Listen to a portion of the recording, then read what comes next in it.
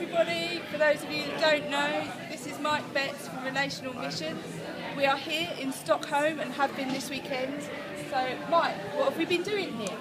Well, as part of the church plant here, Grace Church Stockholm, there was a prophetic word from Julian Adams a couple of years ago saying that the church, when it was going to start, we should be birthed in prayer.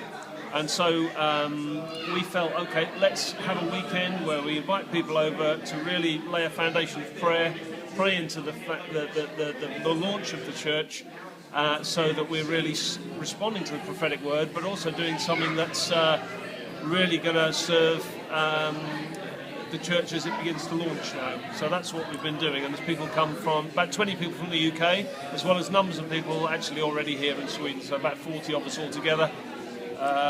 Praying. So, this weekend, what would you say is your personal highlight? I'd probably have to pick two. One has got a slightly broader application. I think one thing that really has helped me this week is to see the value of such a weekend.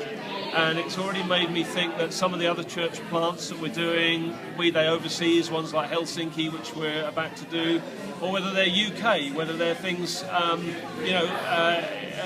any part of the UK, wherever we're working, why not have a concerted prayer weekend as we're going to launch either a church or a missional community or some new geographic identity of what we're doing. I think this has proved to me this is a really good strategy for the future. Second highlight, I think, would be actually the prophetic word you brought, which was to do with this heart over Stockholm and it exploding and lots of little hearts falling around the city. Because that's very much in line with what Phil has felt in terms of the strategy for planting the church, to have missional community type things in lots of the areas of Stockholm. Stockholm's got about dozens and dozens of islands that make it up, and so to have a little community part of the church in each island that gather together more frequently in a larger setting, and you didn't know anything about that. So to hear that prophetic word and then for us to pray into it, I think blessed Phil, and it made me feel, no, we've got the right strategy. So those two things really great. Excellent. And last question, which I've forgotten now.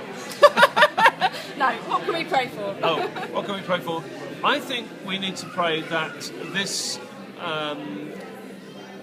church will begin to multiply. It's got one location at the moment.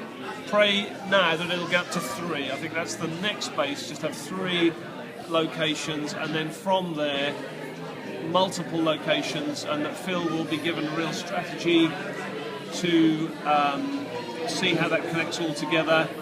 And there's 1 or 2 other groups around the city looking in, seeing whether they want to be, how they want to connect with this, that have already been doing similar things. So pray that God will bring together those He wants to be part of Grace Church, and that Phil will have the real clarity to be able to see what God is doing in different places and bring it all together. I think that's the main thing to pray for at the moment. But the Lord bless you for praying. It's great to be connected across the distances.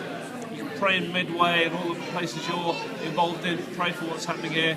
We're just one family together doing things in lots of places. It's great. Thank you very much, Mike. You're welcome. Goodbye from Stockholm. Bye.